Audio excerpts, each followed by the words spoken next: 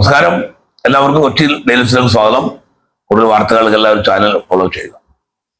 നമ്മുടെ സംസ്ഥാനത്ത് ഡിസംബർ മാസം 9 തീയതികളിൽ തദ്ദേശ തെരഞ്ഞെടുപ്പ് നടക്കുകയാണല്ലോ.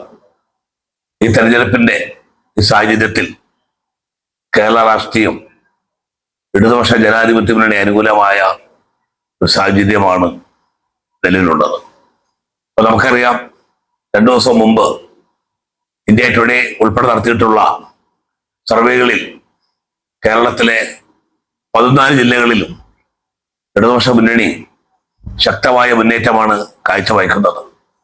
6 കോർപ്പറേഷനുകളും 14 ജില്ലാ പഞ്ചായത്തുകളിൽ 12 ജില്ലാ പഞ്ചായത്തും LDF നേടും എന്നുള്ളതാണ് ഈ സർവേകൾ സൂചിപ്പിക്കുന്നത്.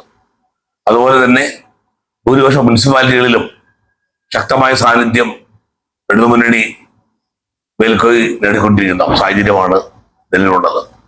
അതുപോലെ തന്നെ ബ്ലോക്ക് പഞ്ചായത്തും ഗ്രാമപഞ്ചായത്തിലും മൃഗീയമായ ഒരു മുന്നേറ്റമാണ് ഇടതുപക്ഷ മുന്നണി നടത്തിക്കൊണ്ടിരിക്കുന്നത്. മറുഭാഗത്ത് ദുർബലമായിട്ടുള്ള UDF സംവിധാനത്തെയാണ് നാം കാണുന്നത്. നമുക്കറിയാം, അടുത്ത കാലത്ത് കോൺഗ്രസിന്റെ യുവതുർക്കികളായിട്ടുള്ള ഷാഫി പറമ്പിലും രാഹുൽ മാഹുട്ടുവും അതുപോലെ തന്നെ മുൻ തൃത്താല MLA ബൽറാമും ഉൾപ്പെടെ നടത്തിയിട്ടുള്ള, അതുപോലെ UDFന്റെ ഭാഗമായിട്ടുള്ള മുസ്ലിം ലീഗിന്റെ യൂത്ത് സംഘടനയായിട്ട് യൂത്ത് ലീഗിന്റെ സംസ്ഥാന ജനറൽ സെക്രട്ടറി ഫിറോസ് നടത്തിയിട്ടുള്ള അതിക്രൂരമായിട്ടുള്ള കൊള്ളകളും കള്ളക്കടത്തുകളും പെൺവാണിഭവും ബലാത്സംഗങ്ങളെല്ലാം UDF സംവിധാനത്തെ ആകെ പിടിച്ചുലിക്കുന്ന കാഴ്ചയാണ് നാം കാണുന്നത്. അതുപോലെ BJPയും നമ്മുടെ സംസ്ഥാനത്ത് ദുർബലമായ സാഹചര്യമാണ് നാം കണ്ടിരിക്കുന്നത്.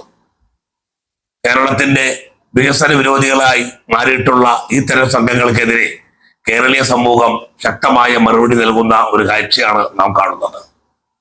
അതുകൊണ്ട് തന്നെ കേരളീയ സമൂഹം നമ്മുടെ നാടിന്റെ വികസനവും മതേതരത്വവും ജനാധിപത്യവും എല്ലാ മൂല്യങ്ങളും ഉയർത്തിപ്പിടിക്കുവാനും ലോകത്തിനും ഇന്ത്യക്കൊരു മാതൃകയായി നമ്മുടെ സംസ്ഥാനം മാറാനാവശ്യമായ ഇടതുപക്ഷ ജനാധിപത്യ മുന്നണിക്ക് അനുകൂലമായിട്ടുള്ള വോട്ട് രേഖപ്പെടുത്തി നമ്മുടെ സംസ്ഥാനത്തിന്റെ സംസ്കാര പൈതൃകവും പാരമ്പര്യവും ജനാധിപത്യ മൂല്യങ്ങളും മതേതരത്വ മൂല്യങ്ങളും ഉയർത്തിപ്പിടിക്കണമെന്ന് വിനീതമായി അഭ്യർത്ഥിച്ചുകൊണ്ട് നിങ്ങൾ എല്ലാവരും ഇടതുപക്ഷ മുന്നണിക്ക് അനുകൂലമായി നിൽക്കണമെന്ന് ഒരിക്കൽ കൂടി പറഞ്ഞുകൊണ്ട് ഈ വാർത്ത ഇവിടെ അവസാനിക്കുന്നു.